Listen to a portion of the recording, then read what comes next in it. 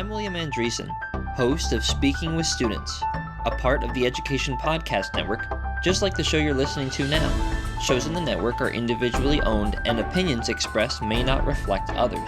Find other interesting education podcasts at edupodcastnetwork.com.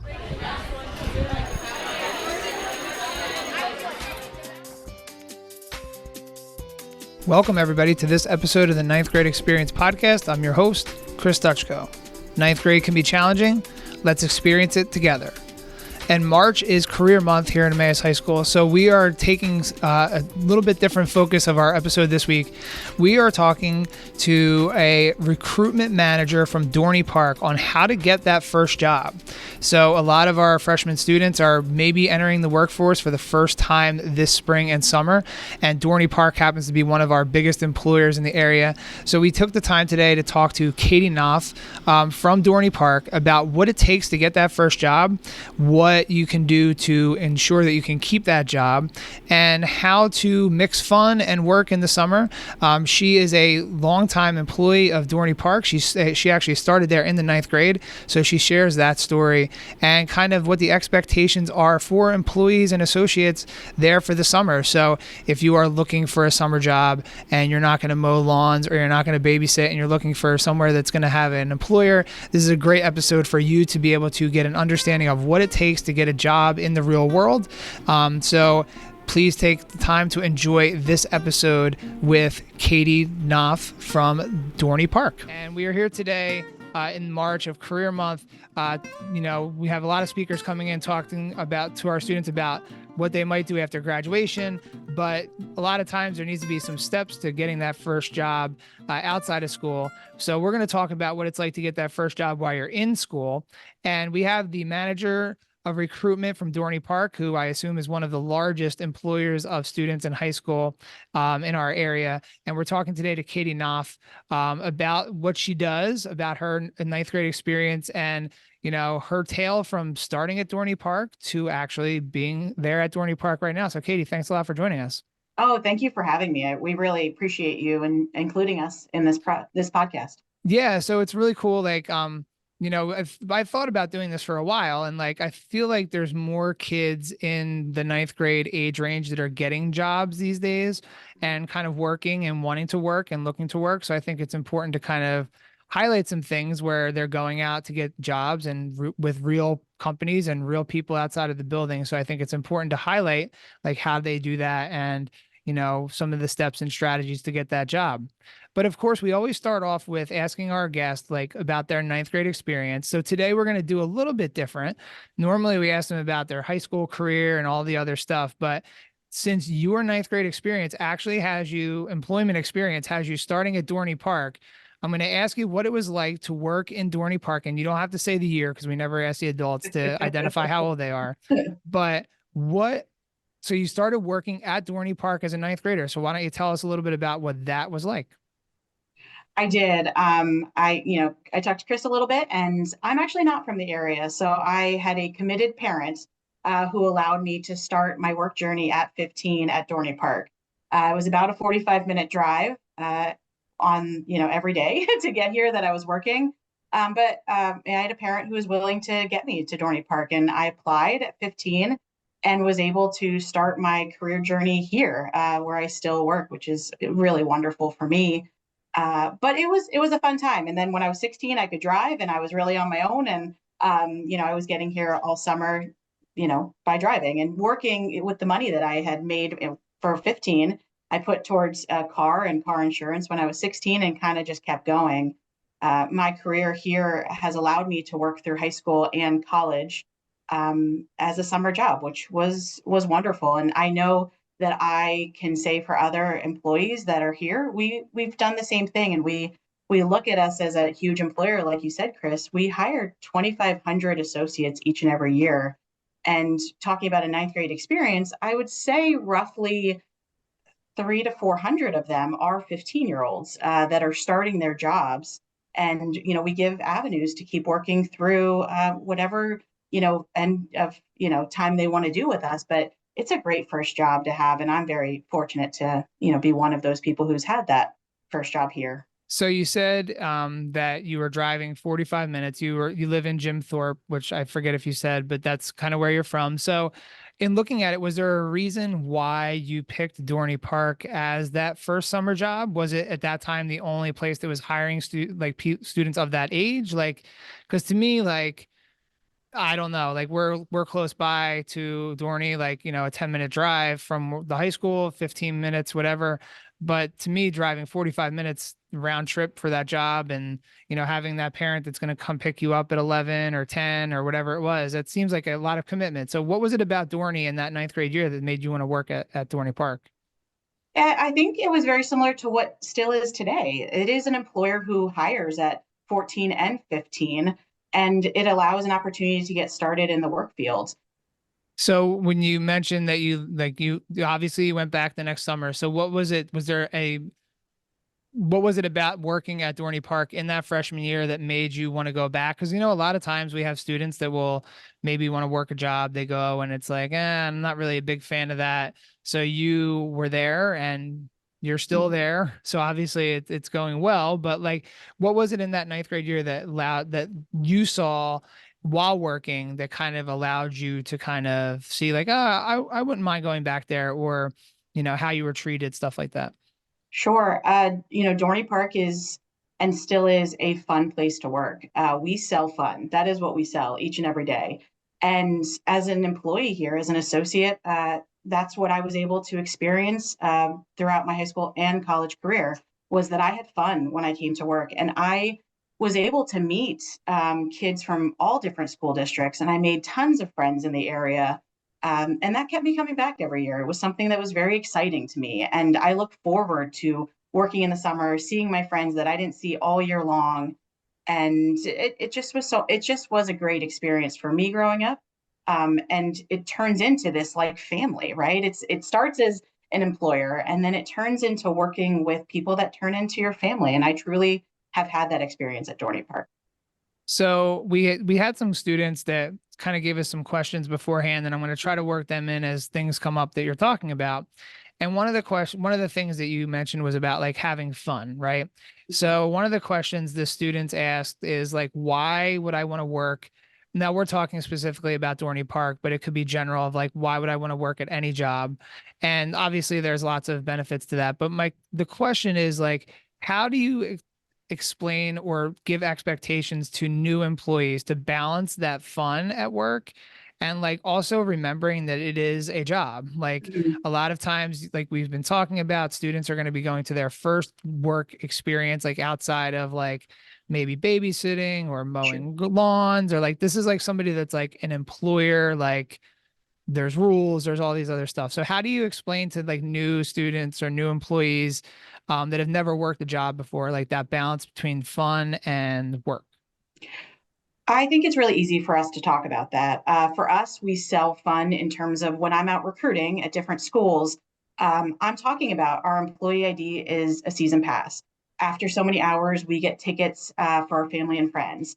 We do associate ride nights. We do a big end of season, we call it Big Bash, like a lot of fun things. We get discounts on things in the park.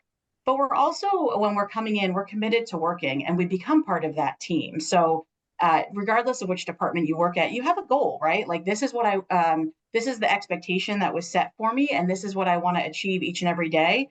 And I just think it becomes balancing. Yeah, we have a job to do, absolutely, and we want to take care of our guests, and we want to take care of the experience that they're having. But we also want to, partner that with it is a fun place to work, and if it's something you want to do and you're committed to, it also leads into a leadership ladder. So we have seasonal leaders who are teenagers who are growing up with us, and they are learning different leadership skills that they take with them for the rest of their careers, which is really exciting. Do you find it to be that students are having, or I keep saying students because that's what they are for us, but associates, employees, like when they're coming in at that like 14, 15, 16 range, first job, do you find over time that it's been more difficult for them to kind of focus? Like, has it been the same, like kind of levels of that? Or, do you have to explain more to kids? Like, you can't be on your phones, you can't be distracted by other things going on. Like, You can't have your AirPods in. These are all conversations we've had in school over the last couple of years. But have you found that they kind of, when they go to work, they kind of get it, or do they need like more reinforcement of like those ideas and concepts? I think cell phones are tough. I think cell phones are something we all, students, associates, adults, are attached to. So it absolutely is something that we continue to work with. But for us, we're building that work ethic. We know that we are the Valley's really a lot of people, it's their first job. And we know that we have to set expectations for what we're looking for. So to answer your question, yes, I think we do have a little bit more of those conversations or very similar conversations that they have in school. But it's just something we work on, and it's a coaching opportunity for us. We need to make sure we have our standards, what we're looking for, and that we are being consistent with our message. They Yeah. cannot have their cell phones. They cannot have, earpods or anything like that. Yeah, and that's, as a season pass holder at the park, like I see that too. It's like, there aren't, there's the occasional kids that sneak the stuff, obviously, if they're going around and picking up trash and stuff, like it's not, it Mhm. is what it is, but you don't see it a lot. And I think it's interesting that like when kids at school, they kind of want to break and bend the rules as much as they can, but when they're being paid like a pretty decent amount of money to go to a job, I think sometimes for them that's like kind of the wake up call that they need to kind of make sure that they're doing things that they need to do in order to stay employed, because that is the goal for the summer and beyond, is to kind of stay employed. So when you have like issues with kids like that, do you find that they're usually receptive to the feedback, or is it kind of like a lot of, maybe some of them will kind of leave because of that? They're not used to being put in that situation where they're, you know, at school, it's one thing, but in the real world, like if you do it and you don't follow through, you get fired, or you can, get, hours cut and stuff like that. Yeah, I think it goes back to setting those expectations. We're very clear in our training of what we expect of our associates. We have to use progressive discipline plans if needed. And it's really an open and honest conversation. Hey, we need this of you. We need you to be focused on our guest experience. We need this because it's a safety concern. We can't have a ride operator on their cell phone. That's a safety concern. So we absolutely take them a little bit probably in a different direction than at a school, but uh, yeah, we have to address it. We have Yeah. to. Yeah, absolutely. So, talking about that, like, we talk about the fun aspect and then also those kinds of things as well too. Another question that kind of came up from our students in preparing and getting for the job is the expectation of like what they called like younger workers. So like if you're 14, 15, 16, we obviously know that, summertime is busy with like vacations, and if they're playing a sport like travel sports or all these other programs that kids are involved in. So what do you say to kids that want to get that job, but they know that maybe they can only work like once a week or twice a week, where obviously as employers, you want them to work as much as they can within the rules and regulations, but at the same time, understanding that, you have kids that have other lives as well too. Absolutely. And I think for us, we are looking for availability that's a little bit more than 1 or 2 days a week. If I'm going to be honest, I think that is something we're looking for. But I also think that we can be a good employer in terms of we want the best applicant. And what is great about working at the park as in that 14, 15, 16, or it doesn't matter the age, honestly, is that we truly are a melting pot. So we could have a baseball player next to a theater kid, next to someone who isn't involved in anything. We're all wearing uniforms. So Yeah. we truly are like, it is really fun to see the dynamics of our team come to life. But what that truly means is we want the best kid. So if that best kid is a baseball player and we need to work around a baseball schedule, cool. Theater, what I've seen in my time here, the theater schedule is almost busier than a sports schedule. But we want to be respectful of that because we know that the kids who are involved are going to have more time commitments that they need away from us, but that makes us a good partner in the process. So you said that you're looking for the best applicant that you can find. So one of the questions that came up and it kind of ties together is, so like the question was very bluntly, how do I get a job? And Absolutely. my question, like kind of to go with that, is like, so what are those skills, or what are you looking for as somebody that's a manager of recruitment? What are some of the skills or things that students can work on or show in an interview process? What are you looking for to hire associates? So we've changed our processes a few times, but right now it is truly looking at the application and looking at their availability. We are looking for a little bit of flexibility with it. I would say that where it comes to light of where they're going to grow with us as a company is after they are hired. So to answer your question, you just go to our website and apply. It is very easy. It is truly a 5 to 7 minute quick application, where then we would dialogue with a recruiter, but it would be a very fast process to get a job.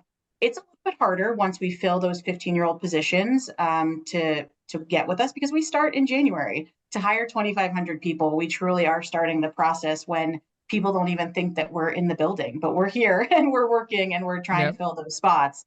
But then when you are hired, it's how committed are you in terms of listening and following direction, and taking the training and putting it into play, and how are you interacting with your coworkers, how are you interacting with the guests. But again, we see leaders 16, 17, 18 years old running very big operations for us because we've taught, and they've become part of our family at the park. So you said that, the applicant pool, what would you say is like I don't know if you can give these numbers out, but like as a rough estimate, like how many people, if you're filling 2,500 jobs for the summer, like what is the number of people that apply? Or like, is it just constantly people applying? Like as like, you're probably right now, and maybe there's a couple coming in right now as we're speaking. So what does that process look like? You said it starts in January. Like we're in March now. So where are we at in that process? If you're like looking to apply to like somewhere like Dorney Park, like where are we at in that process? I would say we are in the final big stretch of our hiring process. We get thousands of applications, because we are a huge employer, because we're a great teenage employer. So we get thousands from the local school districts, which is great. I still think, I don't think, I know we still have jobs available because we are hiring, and we'll continue hiring to fill those, um, until we're done. Last year, that process was very fast, and by April, we were pretty much done. This year, I would say we're still going to be looking into April for some of those older positions that can work nights for us, and different positions in the park that just have different age requirements based on the law. When you apply, if you're just applying at like the entry level spot, do you need any sort of like background certification, anything like that? No, and honestly, for majority, I would say over 90% of our positions, if even 95, they're all positions that we're going to teach you and train you. There are no roller coaster classes that you're going to take in high school. Uh, Everything that we're going to show you is truly going to be unique. And even for our full-time roles that we're hiring for, there's no classes out there that prepare you for Dorney Park. They might have a sort of similar degree, management or recreation, but truly we're a very unique experience. So all entry-level positions, we're going to train and pay for your certification. So we can hire a 15-year-old lifeguard. We're going to pay for the over $100 class for that lifeguard, and we're going to pay for every hour that they're in training. Food and beverage, 15-year-old position that we have available, we are going to pay for ServSafe, which is the requirement for food and beverage to have to work in one of the food locations. We're going to pay for that class for them and everything that's involved in it, and their training. I hope that you're enjoying the episode here with Katie Knopf from Dorney Park, talking about how to get and keep that first job. But we also want to remind you that there's lots of other episodes and topics that you can learn a lot about from the Ninth Grade Experience podcast. If you go to our website at ninthgradeexperience.com, we have all of our episodes listed there. We have links to all the audio, so you can listen to any audio podcast on like Apple or Spotify. You can watch all the videos on YouTube as well. So that's that's at ninthgradeexperience.com. And don't forget, we always share all the different things on social media on TikTok at Ninth Grade Experience, or Instagram Reels at Ninth Grade Experience. And in this episode, we're looking for your feedback on your first job. So we'll be posting this on TikTok too. Our next episode will hopefully be a collection of any ninth grader that's currently out there that has a job. What did they learn this year? So if you are going to share with us what that job is, you can do it through TikTok or reach out to us through the website, ninthgradeexperience.com. So thanks a lot for taking the time to listen. And here's Katie to give you more good insight on how to get that first job. So you talked earlier about you started in ninth grade at Dorney Park, and you've kind of gone through, and a couple of times during our chat here, you've talked about like opportunities for leadership roles, even for like if we're moving through high school. But I'm just kind of curious, for your own personal story, you started there in ninth grade. You're now the manager of recruitment. Did you stay at the park for that entire time? Was it like part-time work? Like, how did you work your way up through the ranks? Did you have to go for like an additional schooling, like after high school? Like, so how are you now you're still with Dorney Park, and kind of worked your way through? Sure. So I started at 15 in food and beverage, and was able to grow. I stayed with food and beverage through high school, through college, and then I had to find a full-time job because there wasn't a full-time job available for me, but I still worked here seasonally when I could for about a year. And then a full-time food and beverage position opened up, and I interviewed for it and was able to get the full-time food and beverage position, and did that for a number of years, probably close to 10 years in food and beverage, and was able to grow in that position into the food and beverage director for the last couple of years that I did that role. And then I left the company, actually. I left for 5 years. And for 5 years, I was looking for the experience that I had here at the park. And I truly missed the environment. I missed what we do here, and I missed the mission that we have. So I came back 3 years ago, or 2 years ago, to a different role, which was the recruitment role. And I love it. I love the ability to be part of the process and part of the culture that the park is and always has been, to really build the teams. I love that part of it. I love it. Yeah, it's interesting. You took that time away, you kind of saw what was out there, and then you decided to come back to, and that's just, when you hear companies or you hear people say, oh, you can always work your way up, like, all this different stuff. You're an example of like, you worked through all those different roles, to kind of now be in a leadership position there. I'm just curious. So like, obviously we're talking a lot of focus on like, seasonal employment, but we are in the middle of career month too. So when the park closes in October, at the end of October, after the Hollow weekend stuff, like what does a full-time employee at Dorney Park do from, let's just say, November to let's just say March? Because obviously we know there's Christmas and other stuff, but like what's going on like in a full-time employee's job during that time period when the park is not open? Yeah, absolutely. It's the number one question that we get. What do you do in the off season? And wait, you work? Absolutely. So we have about 130 full-time associates at the park. That is a split between our maintenance team and our operational leadership team.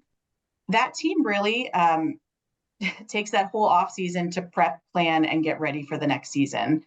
The operation is massive, and it does require every department to look at their operation, make adjustments, and then in January, we're going to start hiring, and we're going to start going and resetting the park.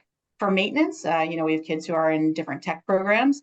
They start rehabbing as soon as the park is closed. They break down the rides, take them to their satellite shops, and they start that rehab process throughout the entire off season. Food and beverage, for example, is going to break down.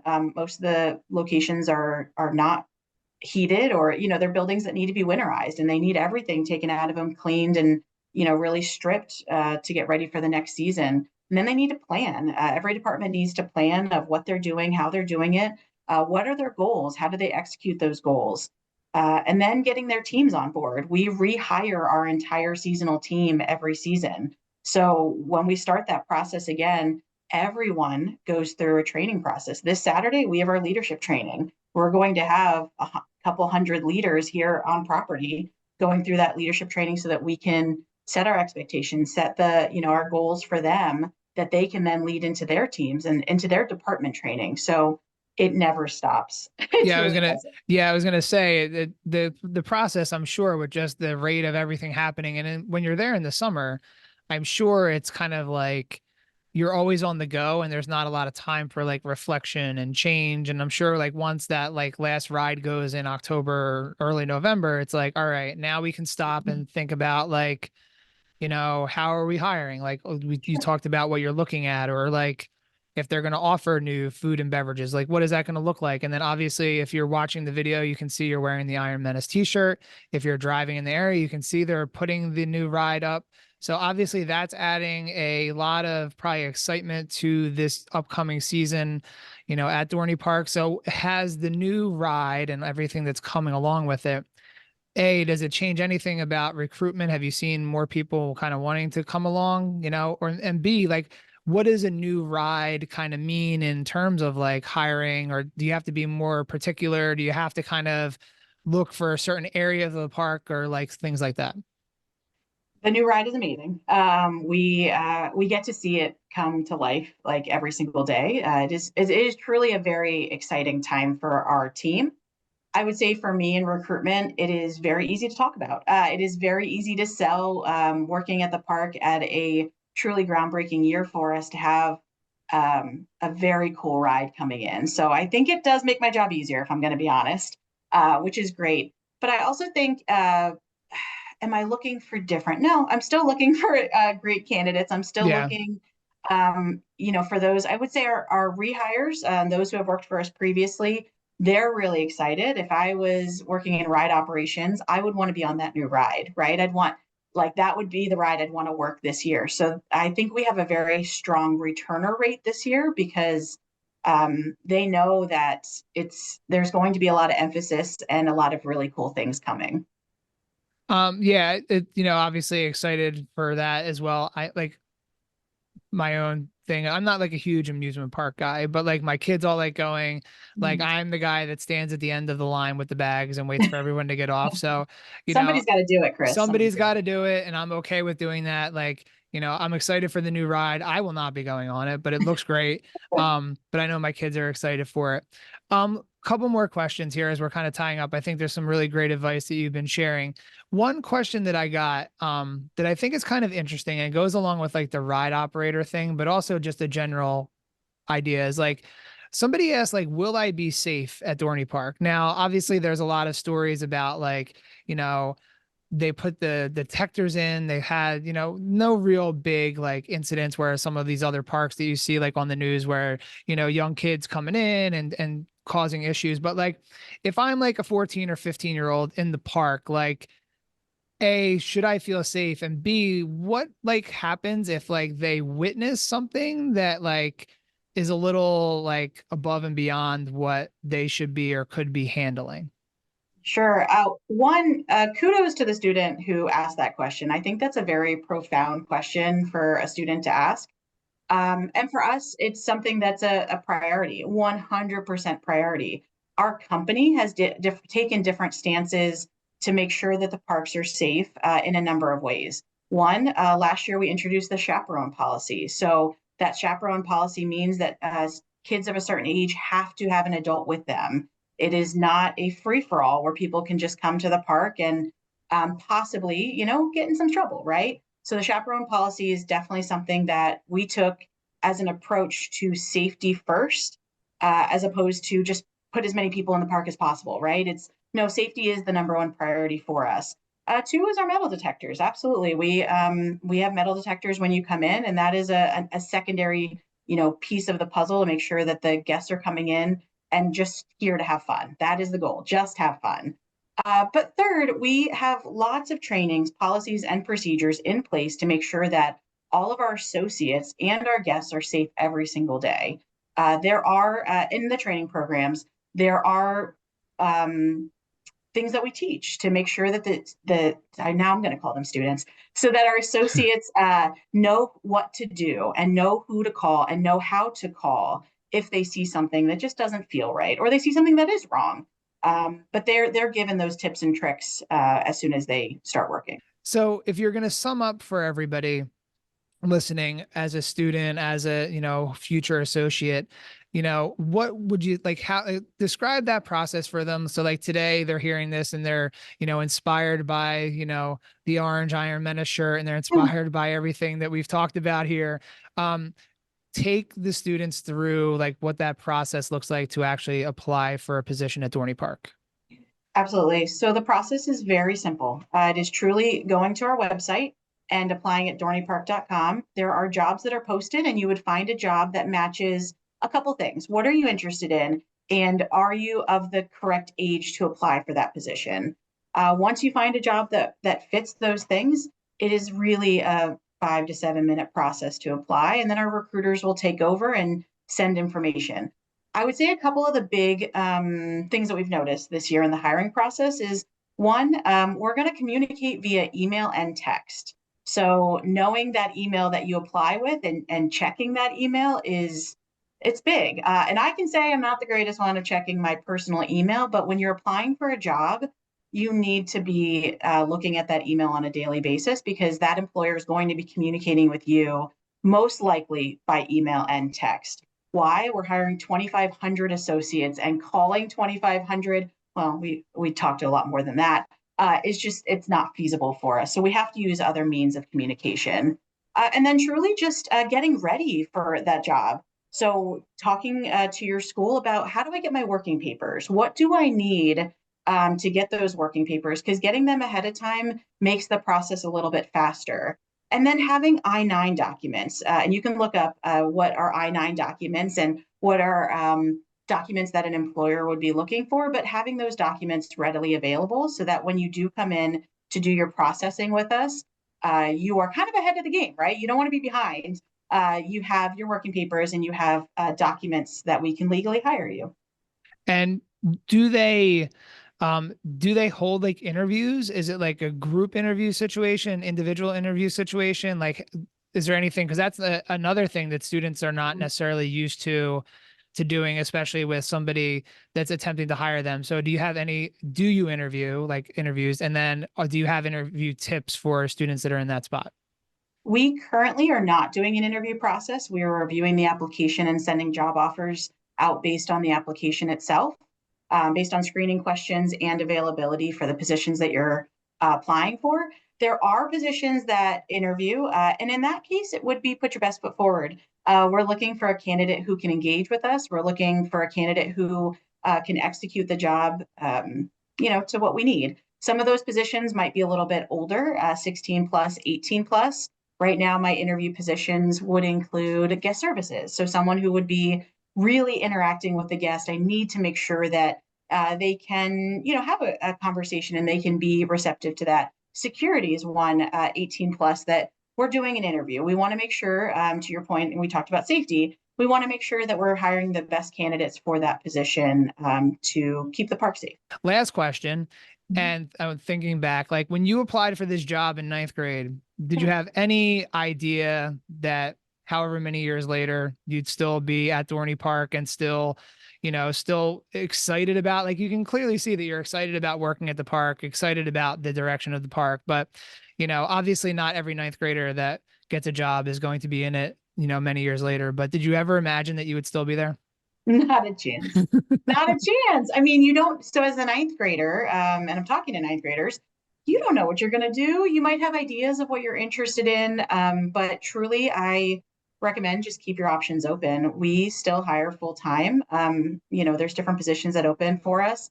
And no, when I was in 9th grade, I absolutely would not have thought that I'd be here, but I found a family. I found something I really enjoy. And when you find something like that, hold on tight, because it's a diamond sort of situation. You just don't want to let go of it.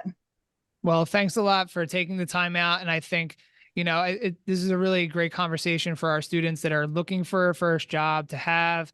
to be able to, there's a lot of things that we talked about. Like there's a lot of pieces to getting that job, holding the job, staying in the job as well. So, thank you for taking the time out to talk to our students and talk to anybody that's listening today. I'm excited about the spring and summer at Dorney Park, and I'm sure you are too. And hopefully we can get some, applicants here from Emmaus High School out to help you out. So thanks a lot for joining us today, and good luck with everything going on in the spring and summer here. Well, thank you so much. Emmaus is one of our biggest student employers, really, for us. And we love having Emmaus students come through our program, and we hope to continue that partnership with you. So thank you so much for the time. I really appreciate it. Hopefully you liked what you heard, and if you made it this far, I think you did. So please share this episode with somebody that you know that could benefit from it, whether it's a parent, a teacher, a friend, anybody. And you can do that by telling them to go to ninthgradeexperience.com. And don't forget, we want to hear about your stories of what it's like to have a job as a ninth grader, or if you're upperclassman, if you had a job in ninth grade and want to reflect on what that was like. So you can reach out to us on TikTok at Ninth Grade Experience, or on our website, ninthgradeexperience.com as well. Or if you see me in the hallway, if you're at Emmaus High School, you can just kind of let me know that you want to be on the show. We're shooting to get that out there in about 2 weeks. So again, thanks a lot for listening. We hope you got something out of today's episode, and go out and get that first job. And if I see you at Dorney Park this summer there and you listen to this, let me know, and we can, talk about what it's like to be at Dorney Park. So thanks a lot for joining us.